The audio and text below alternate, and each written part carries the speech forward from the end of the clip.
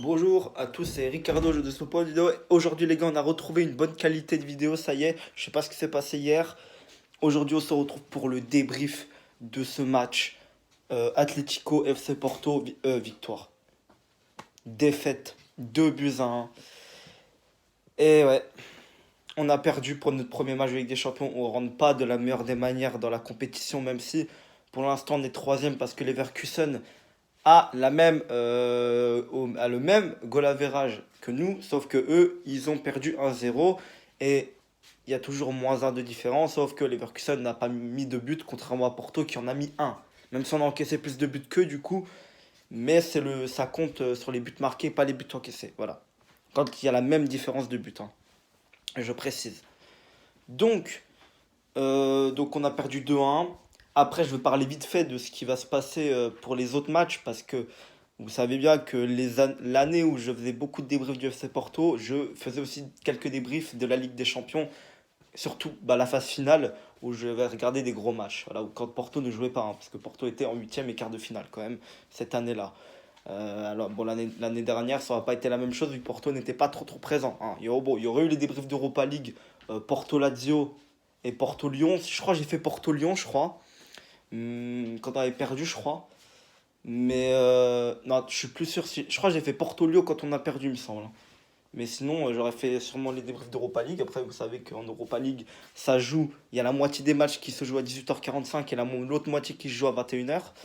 Donc c'est plus simple de regarder des matchs d'Europa League ou de Conference League que de Ligue des Champions. Parce que Ligue des Champions, la plupart du temps, à part peut-être si en phase finale, il y a un club turc ou un club russe, où il y a 2 heures d'écart entre les heures français et anglais, on va dire.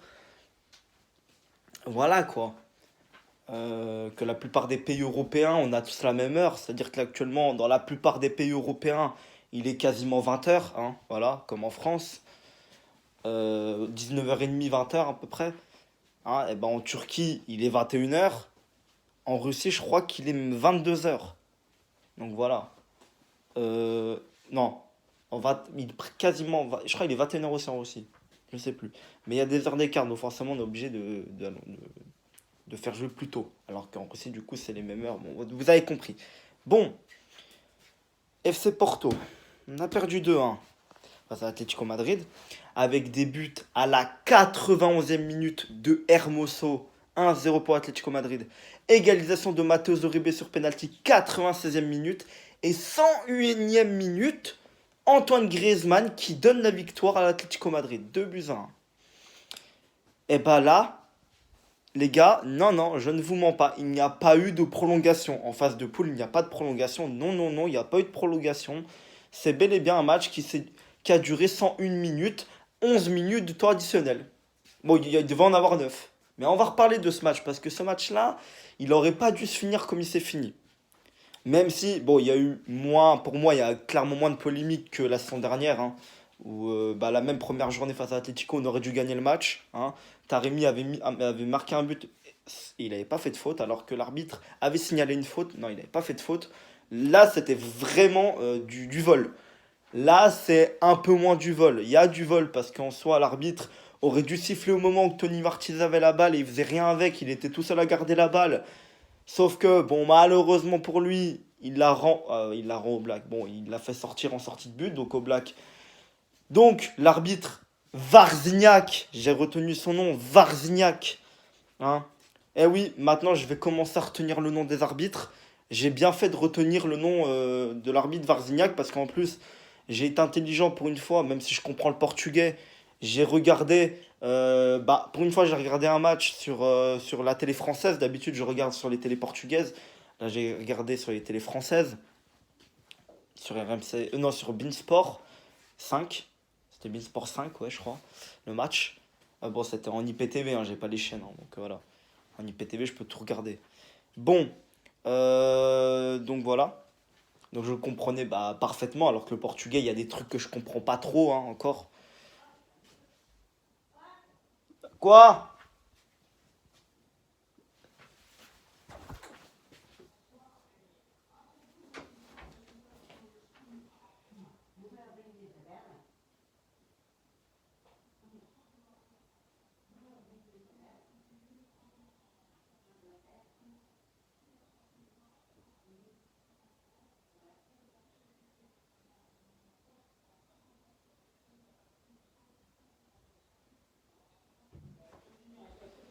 J'ai vraiment la flemme de faire du montage, les gars. Donc, bah, c'est pas grave, hein. C'est iPhone, je vous ai prévenu de toute façon que y allait pas, si je fais pas de montage, il n'y a pas de pause. Donc, du coup, je reprends, on est. Déjà, les gars, la reine Elisabeth apparemment est morte. Voilà. Je vous lance ça comme ça, c'est vraiment. Bah, c'est surprenant. Voilà, c'est surprenant. Je vais pas dire que je suis triste, hein, parce que c'est pas de ma famille, hein. Bah, ça fait quand même bizarre, mais bon, voilà. C'est la vie, elle avait 96 ans de toute façon. C'est la vie. On peut pas. Voilà. Tu nais pour vivre et tu meurs. Euh, Merde, attends. Ouais, voilà. Donc, du coup, on a perdu 2-1. C'est triste. Franchement, c'est triste. J'ai été dégoûté. Là, ça va. Je fais le débrief à froid, hein. Un jour après le match, quasiment. Donc là, ça va très bien, hein, clairement. Je m'en suis remis, hein. Voilà. Mais j'étais dégoûté à la fin du match. J'étais vraiment dégoûté. J'étais comme ça. J'étais comme ça avec les deux mains, hein. Oh là là, c'était horrible. En plus, j'étais vraiment euphorique, hein, quand on avait égalisé. Parce que quand on avait pris le but de Hermoso, je pensais qu'on allait perdre. Qu'on allait peut-être même se prendre un deuxième but. Mais non, non, non. Mais tu vois, je me suis quand même dit dans ma tête, attends, on est quand même le FC Porto et on domine ce putain de match, hein, même à 10 contre 11. Donc je me dis, on peut faire quelque chose. Donc voilà. Bon, on va revenir au début du match. Bon, le début du match, c'est plutôt dominé par Atlético, hein. L'Atlético dominait plutôt le début du match, avec un coup franc de ce fils de Carrasco, pardon.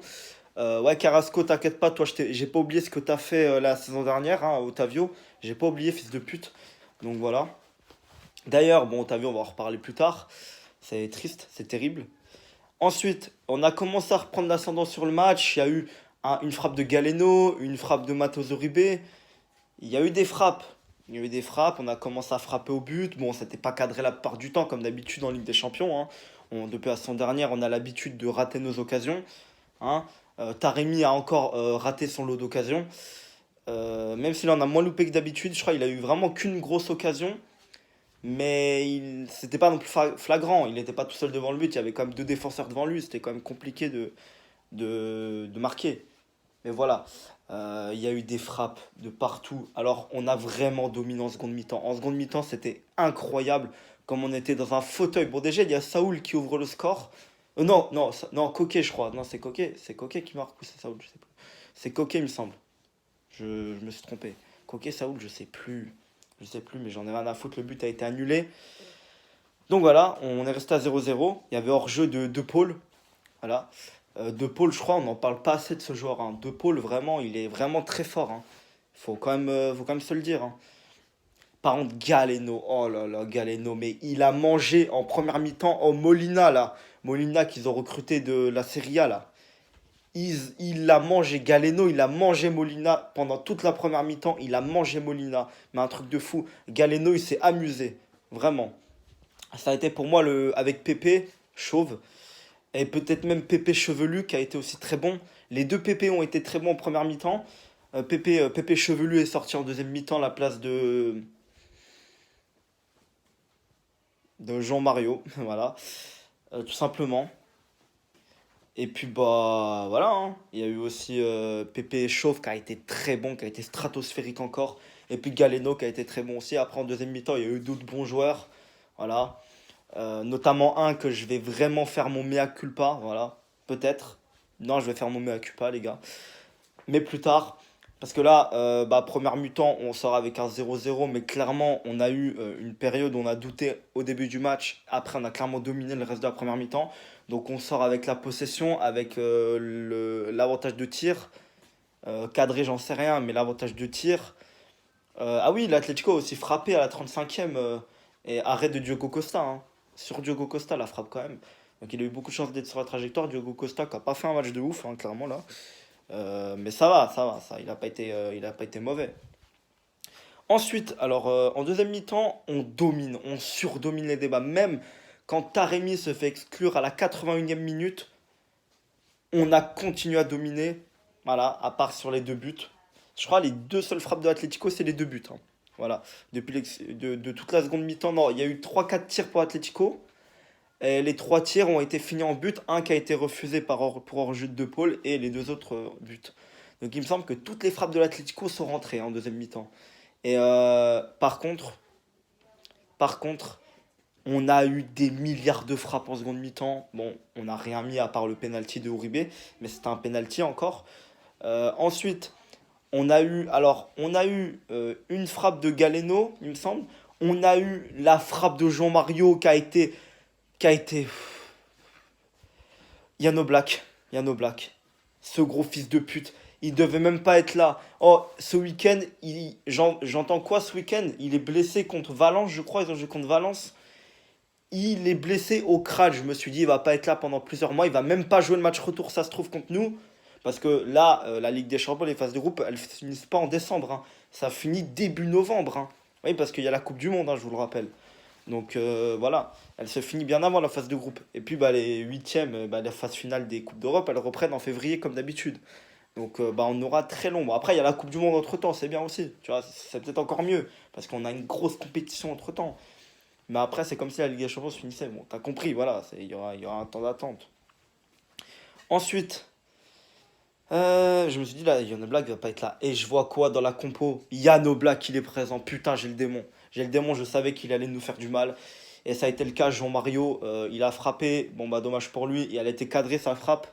Bon, après, c'est un centre, mais un bijou de Taremi. Sur Jean-Mario, Jean-Mario, il frappe en première intention, hein. Même pas ras du sol, hein. Et Yann Black qui fait une parade. Voilà, elle était un peu sur lui. Bon, bah, au moins, il a cadré. Et Jean-Mario, il a pas été si catastrophique que ça. Franchement, Jean-Mario, il a tenu son rang en vrai. Jean-Mario, il a tenu son rang. Bon, il a contré la frappe d'Hermoso pour le premier but. Bon, c'est pas trop de sa faute, il voulait défendre. Bon, voilà, je peux pas lui en vouloir. Voilà. Donc ensuite, euh, on a, on a l'occasion.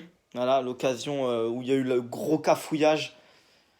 Le gros cafouillage de malade. Voilà. Et puis, la frappe qui m'a. Enfin, l'occasion qui m'a foutu le démon. Enfin, l'occasion. Bon, ça s'est pas fini en occasion. C'est la contre-attaque à la 99e minute. T'as Pépé, il traverse tout le terrain quasiment. Il a 39 ans. Tony Martinez, je sais pas ce qu'il fout.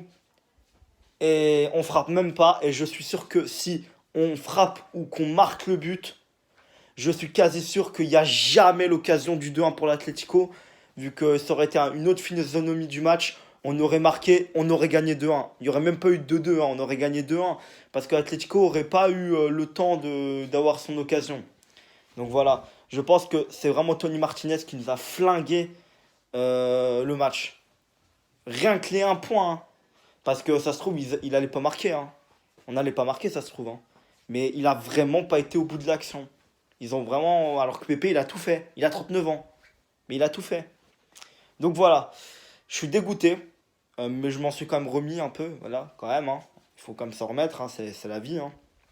Et j'ai d'autres préoccupations, hein, que de me préoccuper du FC Porto. Parce que, bon, là, c'est pas comme l'année dernière. Là, cette année, on a un groupe à notre portée. On a Bruges la semaine prochaine, à domicile. Ça devrait le faire normalement, même si Bruges a battu Leverkusen hier 1-0. Donc franchement, moi je me doute des deux, je me méfie des deux équipes. Mais ça devrait le faire, vu le match qu'on a fait contre l'ATM, quand même, qui est la meilleure équipe du groupe. Je pense qu'on peut le faire contre Bruges. Après, ce qu'il faut savoir, c'est que l'Atlético, ils ont été pourris hier. L'Atlético, ils ont pué la merde hier soir. Alors que Bruges, je suis sûr qu'ils vont venir, couteau entre les dents, ils vont nous rentrer dedans, Bruges. Ça va pas être la même chose. Bruges, ils savent qu'ils sont en dessous de nous. Là, par contre, pour une fois, on est favoris. Donc là, Bruges, ils vont nous rentrer dedans comme nous, on rentre dedans à chaque équipe à chaque fois, quand on est inférieur sur le papier. Donc là, ça va être pareil. Là, il faut se mettre dans la peau du favori maintenant. Et oui, et c'est ça qui va être compliqué. Voilà, Bruges, ils vont vraiment venir nous taquiner, hein. Ça, je doute pas d'une seconde. Donc voilà, ça va être compliqué quand même. Et puis, on a Leverkusen 2 fois, bah, la troisième et quatrième journée. Bon, là, par contre, ça va, ça va pas être plus compliqué parce que je pense que Bruges et Leverkusen ont le même niveau. Et je dirais même qu'en ce moment, Bruges est plus fort. Mais Leverkusen, ils nous ont battus en 2020, ils nous ont enculés. Alors qu'en Bundesliga, ils étaient des grosses merdes, je m'en rappelle. Donc voilà. Et puis, bah, je pense que même si Leverkusen fait un mauvais début de saison, ils vont quand même nous rentrer dedans. Et les Allemands, ils aiment bien enculer les Portugais à chaque fois. Je sais pas pourquoi. Donc voilà. Donc ça va être compliqué cette phase de poule. plus compliqué que vous le croyez. Donc il faudra vraiment qu'on joue très sérieusement. Voilà. Moi, je respecte quand même les plus petites équipes, hein. Bruges, c'est quand même une équipe qui joue la Ligue des Champions tous les ans depuis 4 ans, hein. Et oui, je crois que c'est leur cinquième édition consécutive, le club Bruges. Voilà, donc vraiment, Bruges a l'habitude de la Ligue des Champions. Ils ont plus de Ligue des Champions enchaînée que le FC Porto, hein. Bah oui, hein. Le FC Porto n'a pas joué avec des champions en 2019-2020, la phase de poule, hein, je parle bien sûr. Je parle que de la phase de poule. Alors que Bruges a joué depuis 2018-2019, Bruges joue la phase de poule de la Ligue des Champions. Bon, ils ont quasiment fini dernier à chaque fois, hein. À part en, à part en 2019-2020, je crois qu'ils finissent troisième.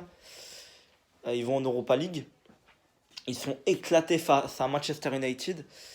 Et puis en 2020-2021, je crois qu'ils finissent troisième aussi. Voilà. Ou non, attends, je me trompe, c'est peut-être en 2020-2020. Non, non, je crois que c'est ouais, c'est 2019-2020 que Manchester United, ils éclatent de Bruges. Donc voilà. Voilà, donc voilà. Donc moi, je vois bien Bruges finir troisième en vrai. Voilà. Leverkusen, il pue la merde un peu. Voilà, en ce moment. Mais contre nous, je sais qu'ils vont tout donner, ces enculés.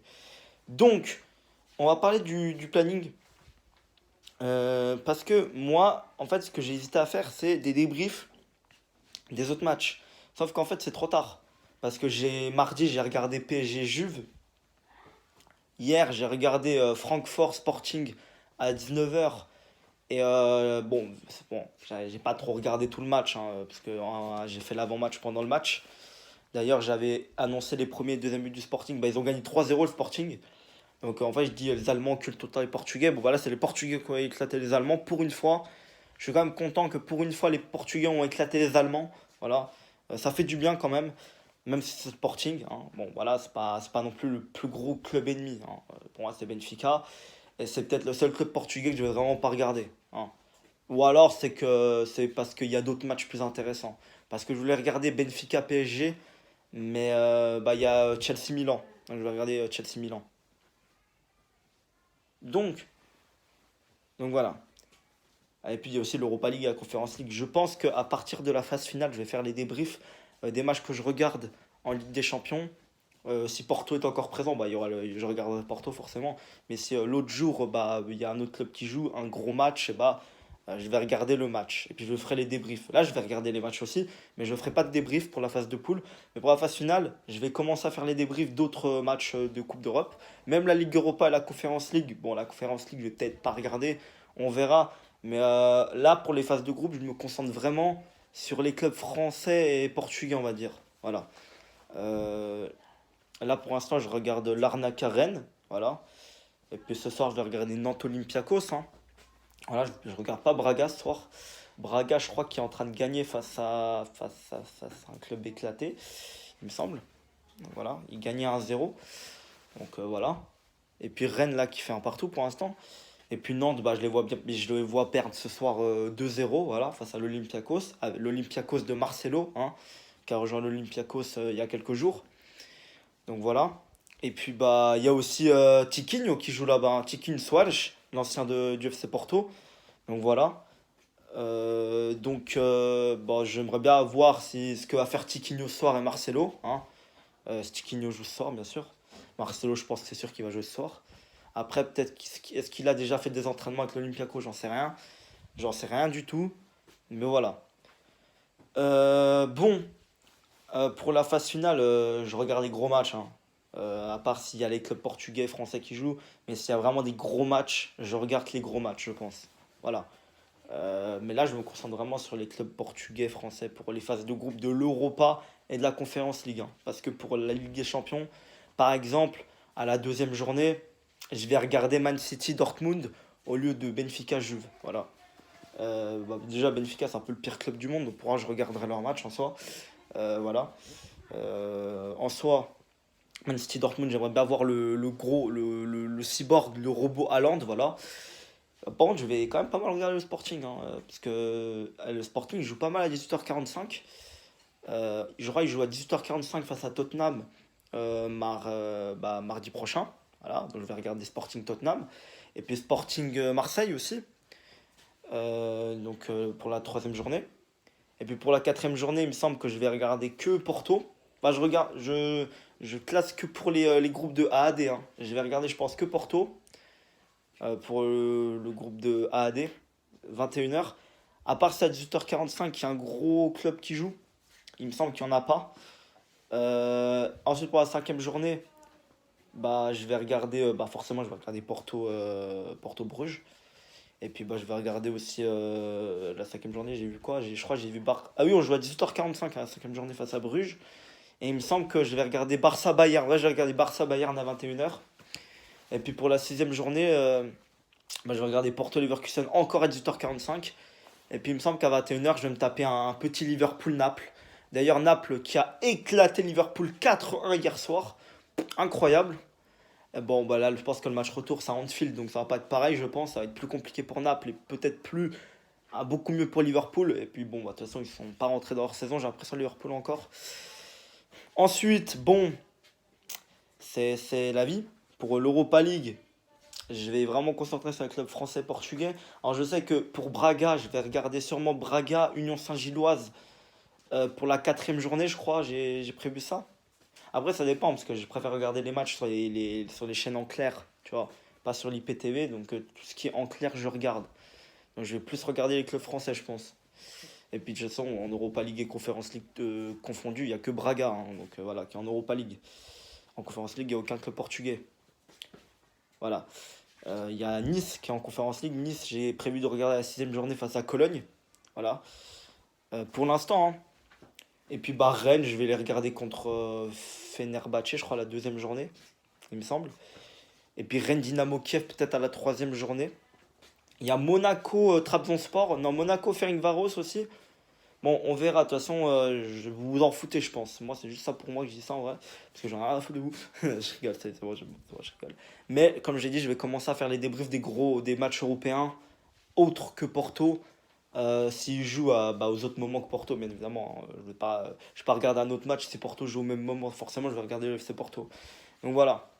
Et puis bah, je ferai les débriefs à partir de la phase finale de toutes les Coupes d'Europe cette fois. Parce que j'avais fait que pour la Ligue des Champions la saison, il y a 2 saisons. À ce moment-là, je ne faisais rien du tout. Même les débriefs du FC Porto, je les faisais pas. Ou j'en faisais quelques-uns de temps en temps. Mais par contre, cette année, je vais faire Ligue des Champions, Ligue Europa et Ligue Europa Conférence. Les trois, les gars. Les trois confondus. Voilà. Mais que en match, hein, je débrieferai que en match. Hein. Pas tous les matchs. Voilà. Non, je vais pas regarder tous les matchs. Hein. Je me concentre vraiment sur un match, moi. Donc, je vais vous laisser. Voilà. Je suis dégoûté du match. Voilà. J'espère qu'on se rattrapera face à Bruges. Et puis, les gars, je vous laisse. Salut.